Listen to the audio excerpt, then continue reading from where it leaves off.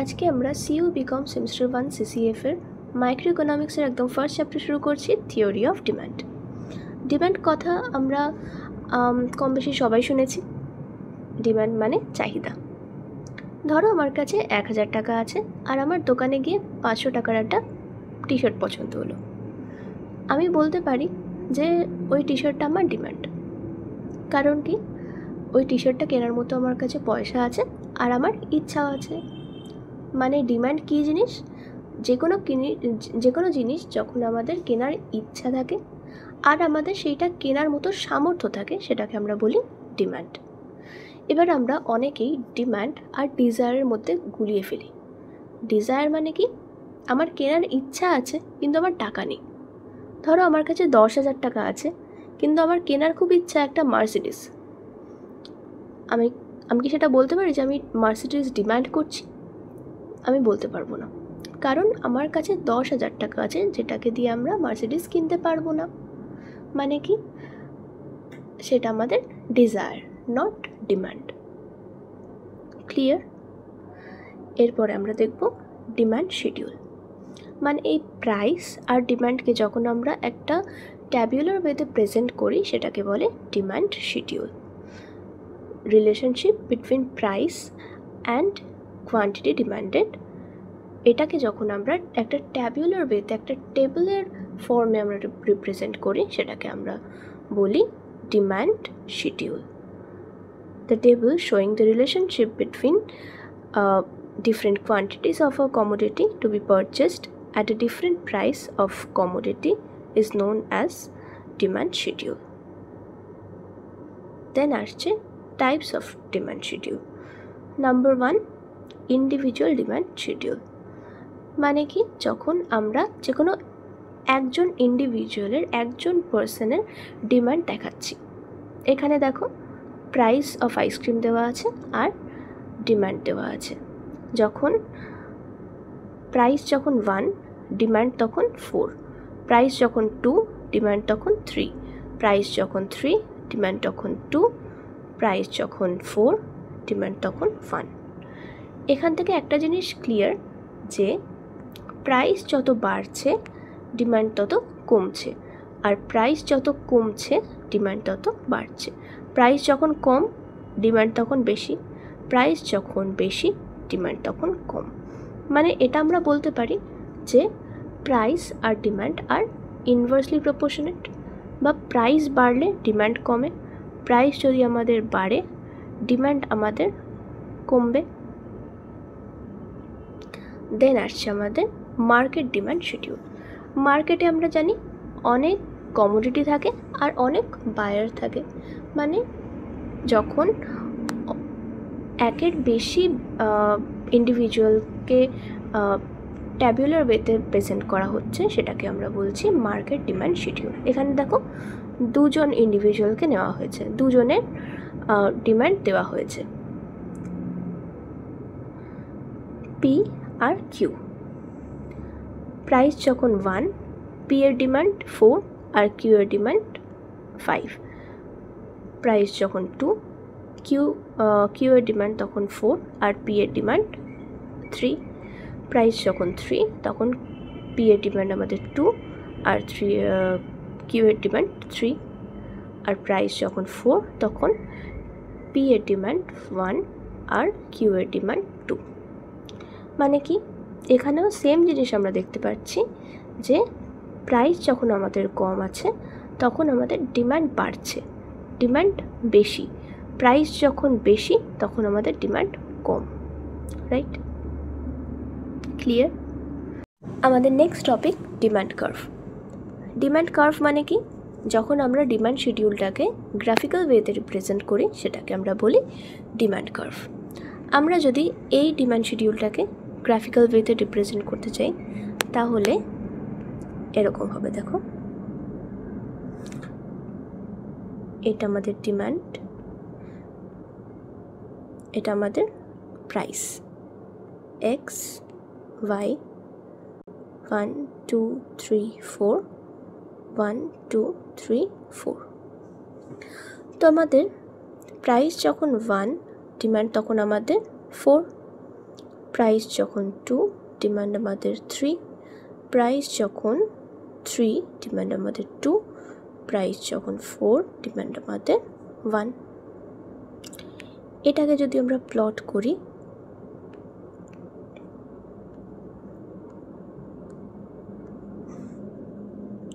পয়েন্টসগুলোকে join করলে দেখবো আমরা একটা ডাউনওয়ার্ড স্লোপিং স্ট্রেট লাইন হচ্ছে। এইটাকে আমরা বলি ডিমান্ড কার্ভ। এই দেখো একটা ডিমান্ড কার্ভ, রাইট? আচ্ছা, এরপরে আমরা দেখব market demand curve. Market demand curve মানে কি? মার্কেটে অনেকগুলো কমোডিটি থাকে আর অনেকজন বায়ার থাকে, তো সেই অনুযায়ী যখন আমরা ডিমান্ড কার্ভ তৈরি করি তখন আমরা সেগুলোকে বলি মার্কেট ডিমান্ড কার্ভ। মানে it shows various quantities of various commodities that all the buyers of the market are ready to buy at different possible prices on the commodity. Next আমরা পড়ব demand ফাংশনের ব্যাপারে। ডিমান্ড ফাংশন মানে কি? Functional relationship between demand of a commodity and it's various determinants বা factors affecting demand. dx মানে কি? Demand. আর এই ব্র্যাকেটের ভেতরে যেগুলো আছে সেগুলো হলো আমাদের ফ্যাক্টরস অ্যাফেক্টিং ডিমান্ড। px মানে কি? Price of the commodity. pr মানে price of related commodity. y মানে কনজিউমার্স ইনকাম। t মানে টেস্ট অ্যান্ড প্রেফারেন্স। e মানে কনজিউমার্স ফিউচার্স এক্সপেকটেশনস। n মানে নাম্বার অফ পপুলেশন।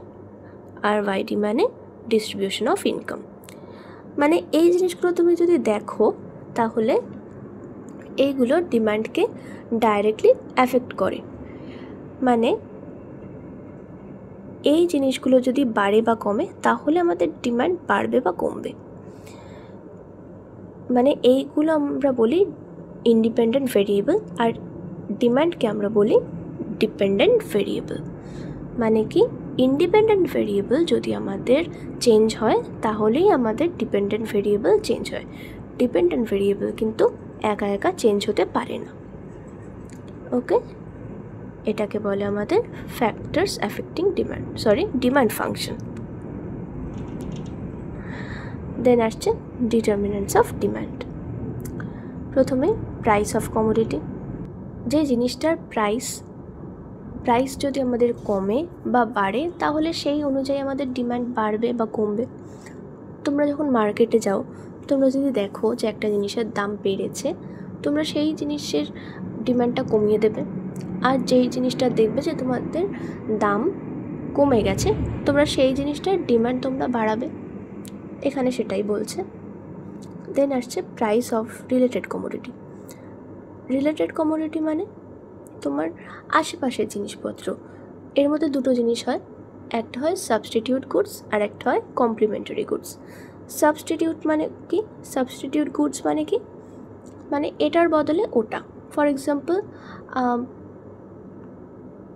টি আর কফি। চায়ের দাম যদি বাড়ে তাহলে আমরা চা ছেড়ে কফিতে শিফট করতে পারি, কফি কিনতে পারি। বা আর একটা ভালো এক্সাম্পল হলো কোকা কোলা আর পেপসি। ধরো কোকা কোলার দাম বেড়ে গেল, তখন আমরা কোক না কিনে পেপসি কিনব। আবার যদি পেপসির দাম বেড়ে যায় তাহলে আমরা পেপসি না কিনে কোকা কোলা কিনব। আর কমপ্লিমেন্টারি গুডস মানে কি? এটার সাথে এটা কিনতেই হবে। ফর এক্সাম্পল কার আর পেট্রোল। কার যদি আমরা বেশি কিনি তাহলে পেট্রোলও আমাদেরকে বেশিই কিনতে হবে।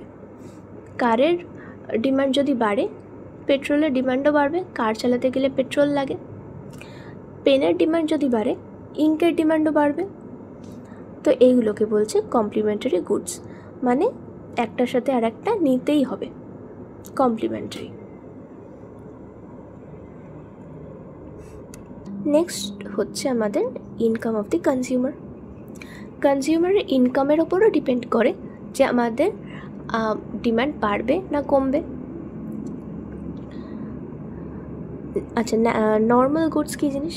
নর্মাল গুডস হলো যার ডিমান্ড বাড়ে with the rise of consumers income, মানে কনজিউমারের ইনকাম বাড়ার সাথে সাথে যেই জিনিসগুলোর ডিমান্ড বাড়ে, আর ইনকাম কমার সাথে সাথে যে জিনিসগুলোর ডিমান্ডও কমে সেগুলোকে আমরা বলি নর্মাল গুডস। আর ইনফেরিয়র গুডস মানে কি? যখন আমাদের কনজিউমারের ইনকাম বাড়ার সাথে যেই জিনিসগুলোর ডিমান্ড কমে আর ইনকাম কমার সাথে যে জিনিসগুলোর ডিমান্ড বাড়ে সেই জিনিসগুলোকে আমরা বলি ইনফেরিয়র গুডস, রাইট?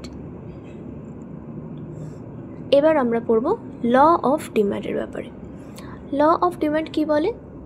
যে কোনো জিনিসের প্রাইস যদি আমাদের বাড়ে তাহলে তার ডিমান্ড কমবে, আর কোনো জিনিসের প্রাইস যদি আমাদের কমে তাহলে আমাদের ডিমান্ড বাড়বে। এইটুকুই বলে ল অফ ডিমান্ডে। মানে প্রাইস যদি আমাদের বাড়ে ডিমান্ড কমবে, আর প্রাইস যদি আমাদের কমে তাহলে ডিমান্ড আমাদের বাড়বে। এটাই বলে ল অফ ডিমান্ড। এবার আমরা পড়ব exceptions to the law of demand. Law of demand কি বলে? প্রাইস বাড়লে ডিমান্ড কমবে, আর প্রাইস কমলে ডিমান্ড বাড়বে। এবার তার এক্সেপশনস কি বলে? যে প্রাইস বাড়লে ডিমান্ডও বাড়বে, আর প্রাইস কমলে ডিমান্ডও কমবে। কোন কোন সিচুয়েশনে হবে আমরা একটু দেখব। যখন আমরা কোনো প্রেস্টিজিয়াস গুডস কিনছি, মানে অনেকে আছে দেখবে স্ট্যাটাস শো করার জন্য দামি দামি জিনিস কেনে, যেই জিনিসগুলোর দাম বাড়ে সেই জিনিসগুলো তারা আগে কেনে যাতে তারা স্ট্যাটাস শো করতে পারে। তো সেখানে যে জিনিসগুলোর দাম বাড়ছে সেই জিনিসগুলো কিনবো যাতে আমাদের স্ট্যাটাস শো হয়। তো সেইখানে আমাদের ল অফ ডিমান্ড তো ফলো করছে না, রাইট? আমাদের যদি প্রাইস বাড়ে তাহলে আমাদের ডিমান্ডও সেখানে বেড়ে যাচ্ছে, আর প্রাইস কমলে ডিমান্ডও কমে যাচ্ছে। নেক্সট আমরা করব গিফেন গুডসের ব্যাপারে। গিফেন গুডস এই থিওরিটা দিয়েছিলেন স্যার রবার্ট গিফেন। উনি একজন আয়ারল্যান্ডের ইকোনমিস্ট ছিলেন। তো একবার কি হয়েছিল, আয়ারল্যান্ডে খুব পভার্টি হয়েছিল, আর ওখানকার লোকের একটা স্টেবল ফুড ছিল তখন আলু, পোট্যাটো। তো স্যার রবার্ট গিফেন লক্ষ্য করেছিলেন যে পোট্যাটোর দাম যদি বেড়েও যায় স্টিল ওখানকার মানুষ কিন্তু তার ডিমান্ড কমাতো না, কারণ কি পোট্যাটো ছিল তখন স্টেপল ফুড।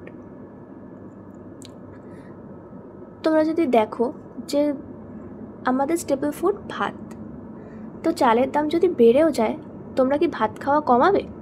না, দরকার হলে অন্য কোনো জিনিসের তোমরা ডিমান্ড কমিয়ে দেবে, বাট ভাত তো আমাদের খেতেই হবে রোজ, তো ভাতের ডিমান্ড কিন্তু সেমই থাকবে। তো এই জিনিসটাকে বলছে গিফেন গুডস, যে স্টেপল ফুডের দাম বাড়ুক বা কমুক তাতে ডিমান্ড খুব একটা আমাদের চেঞ্জ হয় না। দেন আসছে আমাদের expectation for future changes in price. ধরো তুমি জানতে পারলে যে এই জিনিসটার দাম পরবর্তীকালে গিয়ে বাড়তে চলেছে, তখন তুমি কি করবে? যে সেই জিনিসটাকে বেশি বেশি করে কেনা শুরু করবে। সেটাকে বলছে expectation for future changes in price. Then আসছে necessities for example salt, food grains, এই জিনিসগুলো কি আমাদের নেসেসিটিস, এগুলো ছাড়া আমরা থাকতে পারি না। তো এইগুলোর দাম যদি আমাদের বেড়েও যায় আমাদের স্টিল এই জিনিসগুলোর ডিমান্ড আমাদের কমালে চলবে না। দাম বাড়ুক বা কমুক আমাদের ডিমান্ড একই থাকবে। ওই জন্য এটা ল অফ ডিমান্ড ফলো করছে না, তাই এটা আমরা এক্সেপশন বলতে পারি, রাইট? আজকে এই অবধি, নেক্সট ক্লাস থেকে আরও কন্টিনিউ করব।